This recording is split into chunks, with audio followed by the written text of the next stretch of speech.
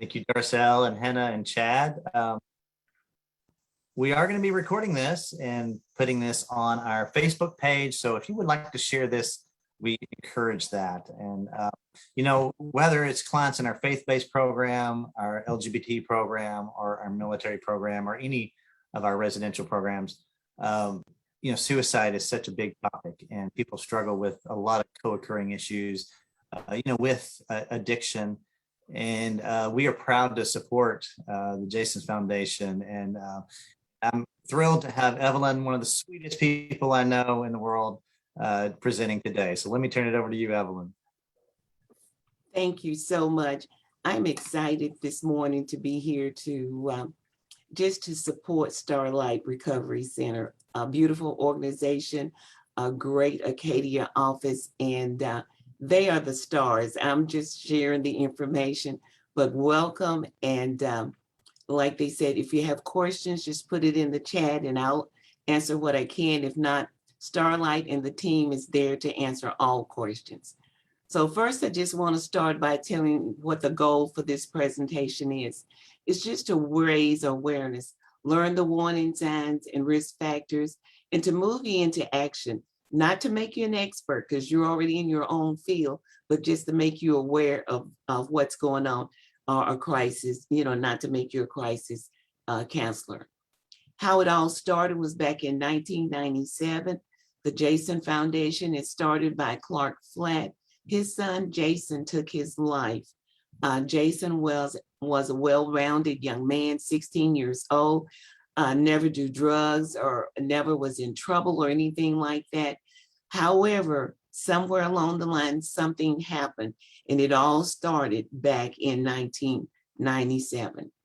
Our mission statement here at the Jason Foundation: we are dedicated to the prevention of the silent epidemic of youth suicide, and we do it through education and awareness programs that equip young people, educators, youth workers, and parents with the tools and resources to help identify and assist an at-risk youth. I want you to focus on the first step. We're going to talk about three. The first one is awareness. The prevention of suicide had not been adequately addressed due to basically a lack of awareness of suicide as a major health problem. And we want to just work on that. Each week in our nation, we're losing approximately 125 young people to the silent epidemic of youth suicide. It is a fact that suicide is the second leading cause of death for youth ages 10 to 14. It is a fact that suicide is the second leading cause of death for youth ages 12 to 18, which is our middle and high school ages.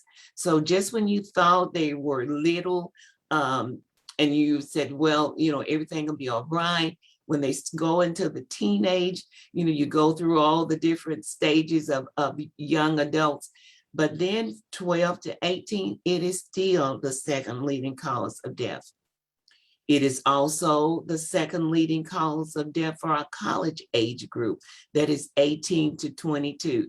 So you're going through high school, you still have to worry about it in the college age group as well, because they don't have mom and dad there to help them. So they have to figure out life for themselves. Sometimes it's the first time that they might even be paying for an apartment or managing on money or at the college.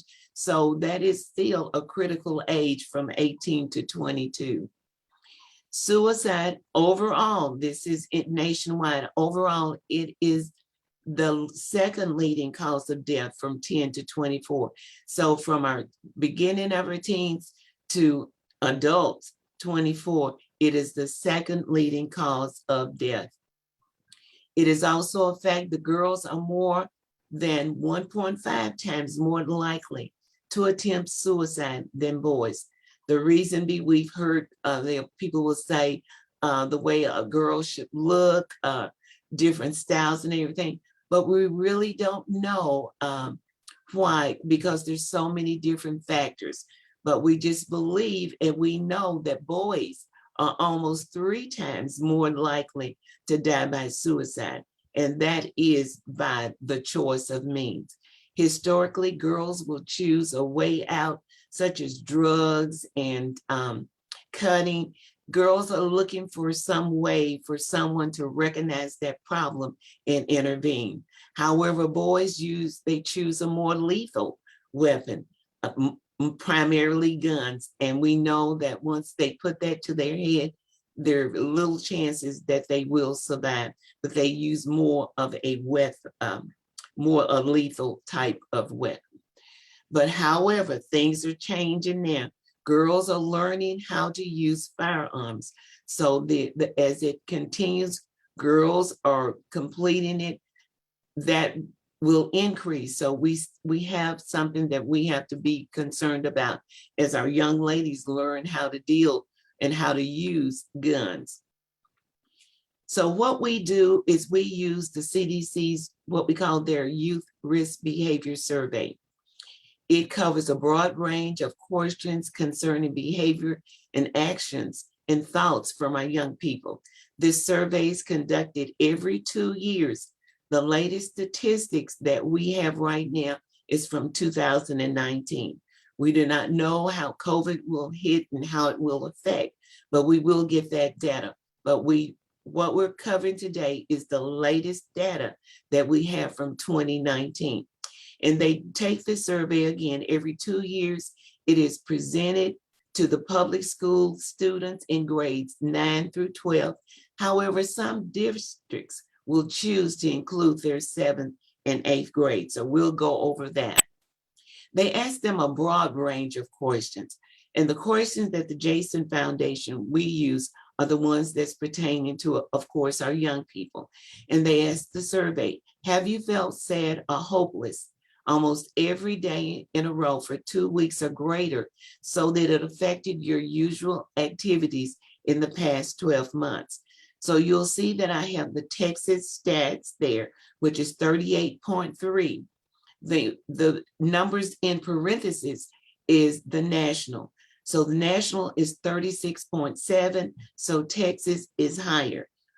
So in Texas, over 1 out of every 3 students has felt sad or hopeless almost every day in a row. And that's almost the beginning of depression. Question 2 that they asked the Texas young people, have you seriously considered suicide in the past 12 months? Nationally, it is 18.8. Texas students was 18.9%, almost 1 out of every 5 students. We have this data combined in a beautiful, what we call state statistics sheet on Texas.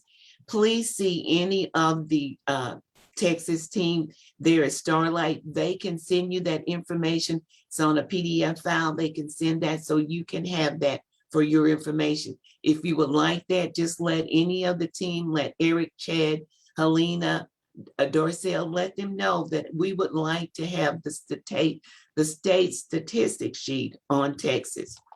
The third question they asked is, have you made a plan about how to attempt suicide in the past 12 months? In other words, they know where the mom keeps the drugs. They know where the dad keeps the gun. They know when there will be alone. They know when they can attempt it or complete it.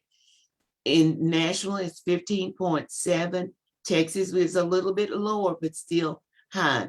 So that's over 1 out of every 7 students. And that's a serious state right there. When they feel bad, they know this where everyone's at, and they've got a plan. Question 4, when they ask the Texas young people, have you attempted suicide in 1 or more times in the past 12 months? The students was at 10% of them. Nationally, it is 8.9, which is 1 out of every 10 students. So you might be saying, well, what can be done? You know, if they plan to do it, we know they have the means to do it. You know, it's not anything I can do, but sure it is. First of all, just remember that 4 out of 5 individuals considering suicide, they gave some sign of their intentions, whether they did it verbally or behaviorally. they were expressing the need for help. So that means that 80% of those considering suicide, we've got an opportunity to recognize the warning signs, and hopefully we can intervene. So what can be done? We want to increase awareness. That's what the Starlite team is doing today, making you aware. I'm looking at the count. There's 293 right now that's viewing this webinar. Starlight wants you to be aware of what's going on in the state of Texas. We want to get rid of some myths, that maybe it's not my child, or it's, there's nothing I can do. That's just a myth. And we want to learn warning signs and elevated risk factors. Step 2, we want to educate. So we want you to be aware. Now we want to educate. The key to prevention is education. Learn the warning signs and the elevated risk factors. It's important to note that what we're going over today, they only represent a few of the general signs. We don't know everything, but when in doubt, just seek professional help, and Starlight's there to help.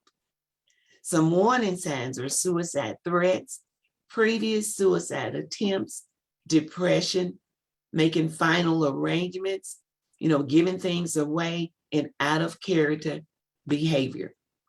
Out of character behavior can be a list of all of these, some abrupt changes in attendance, not caring even for grades for students, sudden failures to complete assignments, lack of interest and withdrawals, sudden changes in appearance where someone was attractive and always wanted to look the best. All of a sudden, they don't even care anymore. Changes in relationships with classmates where they don't want to be around anyone, showing increased aggressiveness, or just being preoccupied with death, having a don't care attitude, and abrupt changes in eating or sleeping habits. Remember, signs of concern may be considered a part of growing pains. It might be natural, but if it persists over a long period of time, that's when you need to just be aware. When there's several signs of evidence at once, and just remember that out of character behavior. When you combine all the different situations, someone to consider suicide, risk factors, increase the possibility of suicide, but they might not be direct causes. So, and some risk factors here, primary suicide attempts. If they have attempted once, they will likely attempt it again. Social isolation, mental illness, financial problems, even for young people, they have not paid a mortgage, they've not bought cars or paid insurance. But if they hear the family talking about burdens and different things, that can affect our young people, just like it affects the older ones as well. A job loss or a problem at work affects the whole family, not just the mom, the dad. It affects the children as well. Relationship problems, mom and dad suffering, the children are suffering as well. A serious illness that affects bullying, which is so common right now. And we know that October is Bullying Awareness Month. We have a wonderful 1-hour online course at the Jason Foundation. You would just have to go to our website, and the Starlight team can walk you through this, that you can create an account and take any of our courses at no cost. Sexual violence or child abuse, just a risk factor. Barriers to health care, not being able to get the proper health care can affect young people and adults. Substance abuse issues, access to lethal means is definitely a risk factor, and a family history of suicide. Some triggers can be the end of a relationship, death of a loved one, crisis in the past 2 weeks or pending crisis, pragmatic substance abuse. COVID-19, that has really played apart. Like I said, we will not have the statistics for that yet, but it's in process. But increased loneliness or depression during COVID times, problems for those who've had underlying conditions, difficulty in getting to resources. Some places are still closed, are not able to open all the doors completely. A lot of restaurants, I know for here in the state of Tennessee, are not operating fully due to COVID-19 and the Delta variants. Lack of social support system, that is low, that can trigger and a possible rise of mental health needs. So what can we do? Some protective factors. There are those individual characteristics and things we can do in our communities that can help protect people from suicidal thoughts and behavior. Some of them is just learn some coping and problem solving skills. Turn to your faith. It was so great when Chad said, use your faith to draw strength from. Social connection. No man or woman is an island. Hook up with a friend, a family member, even more. Reach out and access mental health care. Starlite is there to help in any way that they can, and then limit the access to lethal weapons. We talked about that. What can you do should you believe they may be at risk? Well, you know what? Ask the hard question. Just say, you're not thinking about killing yourself, are you? And then listen without judging. Show that you care. Show that you're there for support and stay with that person. Make sure they're in a secure place and someone that's there to protect them. Don't leave them. Steps to take: learn the emergency protocol for your school, your organization, wherever you work at. Do they have a plan for helping youth or adults who are at risk? Who are the core key people to contact if a young person or adult needs help? Identify the staff and resources for help. Know who to contact, first in your school or organization, then in your community. Know some resources. It's not just an educator's problem, it's all of our problems. And then if you were dealing with a young person, a parent must be notified. Never keep a suicide threat or attempt a secret from a parent. Basic rule to remember: that if you have any doubt of a young person or an adult's intention or any concern about their behavior, get professional help immediately. Don't wait. Don't say, well, we can wait till tomorrow. No, do it right away. We have resources available, and all of our resources that we have for the Jason Foundation are free. All of Eric and his marketing team, they have the resources available for you. All you have to do is ask. The Jason Foundation has programs and resources available at no charge for the community to help and combat the problem of youth or adult suicide. One of them is called The Promise for Tomorrow, and everything that I'm going to cover in the next few minutes, as I said, the Starlite team has it. We have something for young people, The Promise for Tomorrow. It is a 3 to 5 day lesson plan geared for teachers to teach this to students. We have what we call a Friend Ask app that they can download on the smartphone or your Apple phone.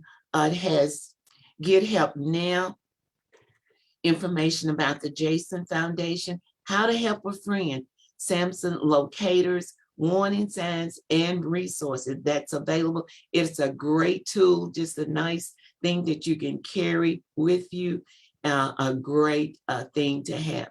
We also have a program called B1. This was started by Rascal Flatts group, not related to Clark Flat, but they are a singing group. They broke out a little while, but they're coming back, but we're still using their concept. Their concept is someone you know may need a friend, B1. The B1 encourages young people to be aware, be able, and be prepared to help a person who might be struggling with suicidal thoughts. We have what we call our staff development training programs. This is something for educators, teachers, or anyone that deals with our youth. We have this program in a DVD format. You can do it as a group. You can do it as an individual study. We have it as staff presented seminars. Starlite can present it. I can present it, or anyone here at the Jason Foundation. And most of all, we have an online training that's available at our website, which is www.jasonfoundation.com. We also have what we call our Parent Resource Program. This is designed to provide parents and those who work with youth an educational tool for the awareness of the problem of youth suicide. You can see the link is www.jasonfoundation.com/PRP. This is something that you can add our link on a school's website or your organization as well. We have what we call our parent and community seminar. This seminar is presented with a program also called Project Hug. It's available to stream on our PRP program. It shows that it has the signs of concern. It brings the awareness of the danger while providing some practical tools and resources for help. You know, if parents don't know the signs of their son or daughter, they don't know what to work with, but this is a great thing for parents and in the community. And the Project Hug is an exercise that they can do. And we would love to show you those cards. They're great to use for your church, for your family, just showing how you care for the family. We have what we call our first responders training modules that's addressing suicide within youth in the community and within the first responders profession. It provides first responders with the knowledge, skills, and resources, you know, to better them to recognize the signs and concerns and elevated risk factors among themselves and with their co-workers. Another way you can help is through social media awareness. We have what we call I Won't Be Silent. It's raising the national conversation of youth suicide prevention. You can go to our website, www.iwon'tbesilent.com. That program was created to challenge friends, families, and followers to learn the warning signs associated with suicide and how they can make a difference. Our goal here at the Jason Foundation, as well as Starlite, is to end the stigma surrounding mental health, suicide, allowing open conversation regarding those serious subjects. What can you do? You can go to the website, iwon'tbesilent.com. You can upload your picture with a banner, share the program at your school, your business, and in your community. What can you also do? You can call your Sampson National Suicide Prevention Hotline, 1-800-273-TALK or 8522 for guidance. You can text Jason at 741-741 to text with a trained counselor. You can also, if danger for self-harm is immediately, most of all, call 911 and stay with the person until help arrives. Take action. And remember those 125 young people we lose each week to suicide. 100 of them could be saved if we train our friends, our teachers, youth workers, parents, our co-workers, everyone we know on how to identify those warning signs and how to respond. And you know what? It's the goal of the Jason Foundation. We want to keep more than dreams alive, one young person at a time. Thank you from the Jason Foundation. You can find us on Twitter. We have a lot of social media, so you can find us on social media at the Jason Foundation. Eric, thank you. Great information. And we did put in the chat box the link to the website for the Jason's Foundation. Thanks, Darcel. And a lot of good information and resources on there. So look for that.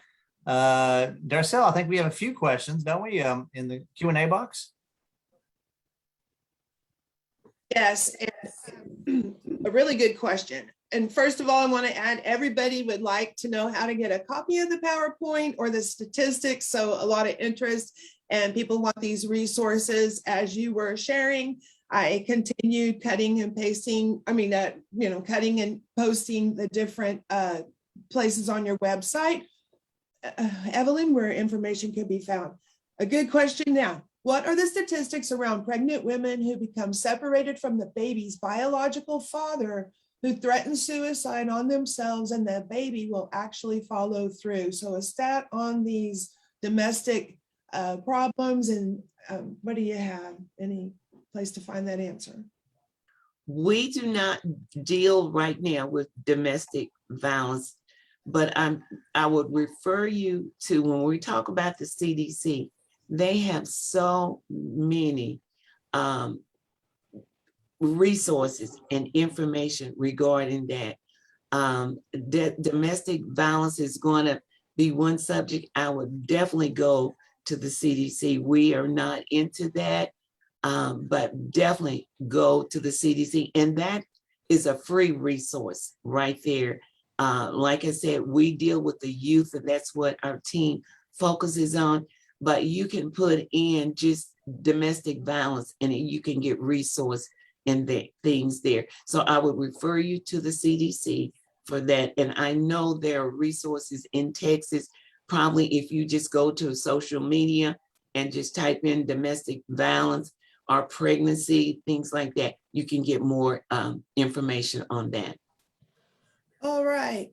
And the gentleman that wrote, or the person that wrote that question, they added additional information in here. And the concern for me is I have been in the drug treatment field for over 3 years, and now in medical behavioral health, I'm going to assume. In the training we did, 90% of addicts are using drugs to deal with some sort of trauma that was never addressed. This has caused over 40% of suicide overdoses in the US, yes. So untreated trauma, untreated drug and alcohol problems, which when that's trapping the mind, a person can't even, in my experience, I'm not a clinician, I just play one, but that drug and alcohol, I mean, it's just the bottom of the problem. And let me also add, I've seen a few people ask for a copy of the chat. Right where you type your message, there's 3 little dots, and you can click those and save the chat. And that's an easy way to do it, because there's so many great resources in the chat, people from all over. And I see Jacqueline just mentioned about in Texas, it's the 211 line to call for people if you know people that are struggling that need help. So thanks for that. We also can put this on our Starlite website if you'd like to access that and put it on YouTube. So go to starliterecovery.com and look for news and events. Let's see, any other questions, Darcel? Yes, there's one more. What can be done when the parent of the child is not in the best mental capacity to look after, something went in front of it, to look after their children who are threatening suicide? Feel free to answer that one. I've lived it. That is, you know what, we have a lot, as Chad has said, we have a lot to pray for, because, how can we get help for the youth if our parents are not willing to do? So we hope and pray that maybe a teacher, a counselor, a pastor, someone that the youth can talk to. A lot of times the teachers or even coaches are there when the parents are not able to fully function. And, that's a sad situation, but it's something that we all should be concerned about. Maybe even a neighbor, could just talk to the youth, or, it's sad when you don't have the support from the mom or dad, but hopefully we pray that someone can touch that young person and steer them in the right way, and also to pray for their parents. You know, when I say we don't judge, we don't judge, but we all have a role to play in helping one another regardless. I know on the news in Tennessee this morning, children were taken from the home where drugs were found and the children did not have food. And the neighbor on our TV station, the neighbor said the children would say they were hungry. And the neighbor said he offered food to those children. And it has taken weeks and it has taken months. But finally, DCS has stepped in and removed the children. That's on the news in Tennessee. It's sad, but I said I was grateful and thankful to God that the neighbor realized that the children were hungry and did what he could until DCS stepped in. Yeah, also, Evelyn, I wanted to back up a little bit. I'm sure it's only my teenagers, but every time I look at them, they have an electronic in their face, and y'all have a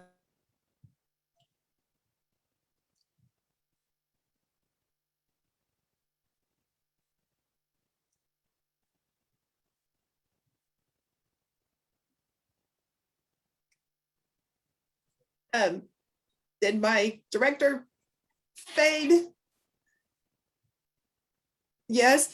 I'll take it from here. He's talking about electronics, Evelyn. I know, you know, and I shared in there that was when, you know, when I lost my young friend is when the electronics hit and the kids were still don't even knowing what they were doing with tech. So please feel free to answer that. Just how is that affecting it? Well, you know what? Social media plays such a great part in it. I know for my own training and learning that one young child had asked for help, had reached out and asked for help. And the young lady kept asking for help. And social media, her friend said, "We're tired of hearing you post that, just go ahead and take your life." And the young person did it. So social media is great when it's used in the right way. However, in the hands of a wrong person or someone that was mentally ill, or even just people that prey on young people or adults, can be used in the wrong way. So, you know, I try to, if it's something positive, I'm there all the way. If it's something that's negative, I avoid it altogether. So be careful on social media sites. You know, look for positive things that will help you to grow, to learn, to make your life valuable. And if it's something that's negative, you know, stay away from it. And I'm just going to share, as a 56-year-old mother and now grandmother, and I didn't have technology when my kids were going across to the Mexico and things. I would have those children wired all the way around if I knew what I knew now back then and I had access. Yes, there's a level of trust, but better living with technology with these young people, because there's just a lot more out there. And so I'm speaking as only a mother, but if I had anything to do over, I would have had them wired. I would have been able to see where the phone was and all of it. So apparently Eric he'll hopefully come back. Are there any more questions? And also somebody put some very good information into the chat about their services. You know, to me, again, as a non-clinician, I have seen everything people do to try to stay alive and feel better. And, you know, I don't discount anything anymore. You know, I've had people take their lives around me, and there was a situation like, oh my gosh, I'll talk to you in the morning, and they were gone by that morning. And another, and that's a whole long story, and I've dealt with that because here's a PSA: the police cannot bust down doors. So a family member, and this is in Williamson County, it was right on Williamson County, Travis County, but just so you know, you cannot call the police, and especially when it's an armed veteran, and they will not, we have civil rights, and I found that out. So don't expect to call the police and have them come bang down a door. They can't do it, from what I understood. This is 3-year-old information. So I don't know what else to share. Evelyn, please continue, and we'll go from there. The only thing I want to say is I want to tell you that the resources are available. on our website, www.jasonfoundation.com. Doesn't cost anything. Also, we're so proud and we support Starlite Recovery Center. We support them to the max. They're just a great Acadia office, and they're there to help you. We are their support here in Tennessee, and whatever we can do, we're available. They know how to reach us. They know how to even contact me personally, and whatever we can do to save a life. If each one of us could reach one, we could save a life. And I just want to thank Starlite for having me on today.